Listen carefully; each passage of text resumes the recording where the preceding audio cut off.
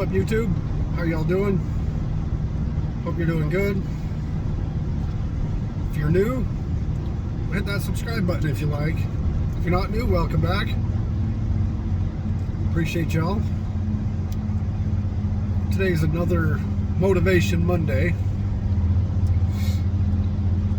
Motivation for today, I've been reading this book, or I read this book. It's called Your Next 5 Moves by Patrick Bet-David. I'm not going to get a whole lot into the book, but there's him and his family, they're immigrants from Iran. And as they were leaving Iran to come to the United States, or just leaving Iran because there was the war going on. It was when he was a little kid, there was a war, and they were leaving. And as they were leaving, they were driving in their car. They went across this little rickety bridge. And just about the time they were getting over that bridge, shortly after, a bomb hit it, blew up the bridge. And instead of stopping, turning back, getting scared, they were asking his dad. His dad says, the surest way to fail is to fail to act. So if you're not going to do it, you're going to fail for sure if you don't act. So they kept on coming in, and now Patrick Bet-David, the writer of this book, he's got a YouTube channel, Valuetainment, and he's got a lot of followers. He's a really smart guy. He's grown businesses. He's grown a bunch of businesses, so he knows a lot about it. But the book's just basically kind of gives you some steps on how to create a successful business. So I'm not going to get a whole lot into that, but anyway, the motivation of the theme, the surest way to fail is to fail to act. If you don't do it, you're not going to, you're going to fail regardless. And putting that into my case, I had this job at a dealership. I'm not going to say any names or anything. I'm not going to, but I was at a dealership, and dealerships and these big corporate companies like that, they have a lot of politics, and if you're not one of their favorites, you basically get the boot, you get the short end of the stick. But anyway, and I was doing pretty good, I wasn't liking it, but somehow my check got short at 30 hours. It's a full commission job. You only get paid for what you actually do. And my check was 30 hours short. I went in there. I know mistakes happen, so I went in there. I talked to the boss and says, "Hey, my check was like way short. I've got my pay stub here. I've got the hours that I wrote down. I write down every hour that I do." And he said, "Oh yeah, hand it to me. I'll look into it. I'll check it out." Come back the next day and figure anything out. No, man, everything looks good. It's all fine. It looks like everything's been paid. Everything's closed and billed and paid, and everything's good. And I said, "No, it's not. Something's wrong." And he's, "All right, I'll look into it again. I'll double check." And I don't know if he did or not, but he double checked and said the same thing. "Yeah, it's all been paid. As you've been paid, you must have been paid on a previous check. It may have been, pre-flagged before they came and picked it up or something." And I was like, "No, there's a problem." He said, "Okay, well, I'll keep looking at it if you want me to, but everything's good." And then after that, I kept getting for work, I kept getting the table scraps. I kept getting the stupid little recalls that don't pay anything, and they're 2/10 here, 3/10 of an hour there, and it's like, I can't make any money doing this, just getting recalls, and it's just the dumb, stupid work that nobody else wants to do. Everybody, they're feeding all the other mechanics, and they promised me all this work, this good work that I was getting good at. There's a deal that comes in all the time for, it's a recall, but it pays, 3.5 hours, and I was getting them down to 2. And they're like, "Man, nobody likes these, and you're getting good at them. You want to do them all?" I said, "Yeah, bring them on, bring it." And then instead, they hire in 2 more people from the same store. That now this is 6 people that came in from the same location. and now they get all that work. It's like, you're giving these guys all the work you've been promising me. What's going on with that? They're like, oh, you just gotta be more like this guy. You know, there's a Mr. Superstar there or whatever. They always, they always compare me to this guy. You know, it's always like, well, he does this and he does that. He's always looking at cars. He's always checking them out. But he also does fleet vehicles, which are approve everything. It doesn't matter if it needs it or not. If he says it needs it, he gets the work. Customer pay is a little different, especially if it's all recall work. They're coming in. That stuff's free to the customer, so they, But anyway, long story short, I went in and I started looking for work. I said, this isn't going to work out. This is, so I,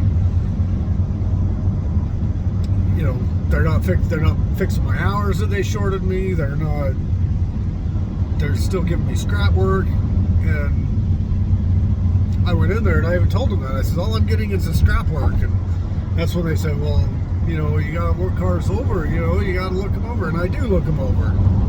I look cars over, but when they're recalls, nobody wants to pay. When it's customer pays, they've got a tighter wallet because of the economy, and so they don't want to fork out all this money on something that's not necessary. On just like maintenance work, they're not interested in that. Fleet vehicles, they'll do it. The fleets, they'll take care of all that. But anyway, started looking for work. I found another job. I'm not saying it's better, I'm not saying it's bigger and better, but it's another job, it's different. And I went into them and put in my notice, and then they started, well, what do you mean? And they started crying like they didn't want me to go. And, well, what do we got to do to keep you? And I was like, it's too late. You're short of my hours, 30 hours. When I talked to you about it, you just kind of blew it off like it's no big deal. Like, and then I went to, as the conversation went on, or after a few days, they said, oh, hey, we actually figured this out. We accidentally paid somebody else, because you have to have certain levels for warranty work. You have to be a certain level to do certain jobs, and I wasn't that level, and so they had to have another mechanic run time. So they just billed it to that guy, and it's like a 16-hour engine this other guy got paid for it. And they said they'd pay me. They said, we'll put it on your check. We'll pay you. We'll do this. And I still haven't seen the money for that yet, so I don't even know if they're going to or how that's going to work out. But so today I started another new job. Hopefully this one works out a little bit better. It's management. I'm not really out in the shop anymore. I'm actually in the front doing management position, so it'll be a little better. Hopefully, it is still a job with bosses and politics. You know how that works, but excuse me. And I'm not exactly the brown-nosing type, so I'm not going to get involved. I'm not going to play the game. So it's just one of those things.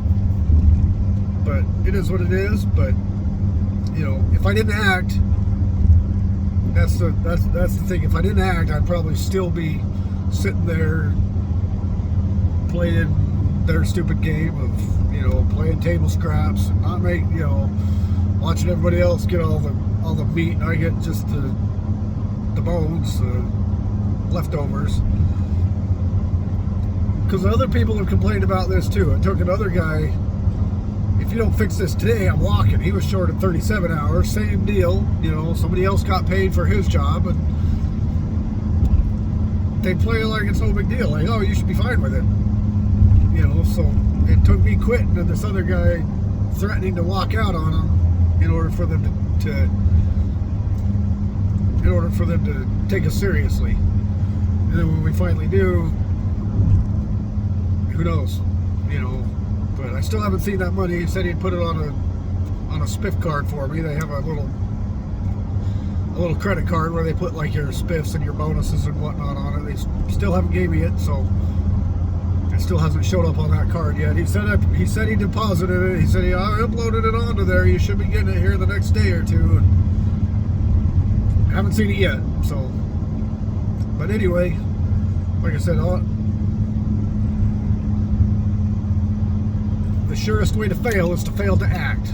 So I'm acting on it. We're getting things done. We're moving on. Because if I didn't act,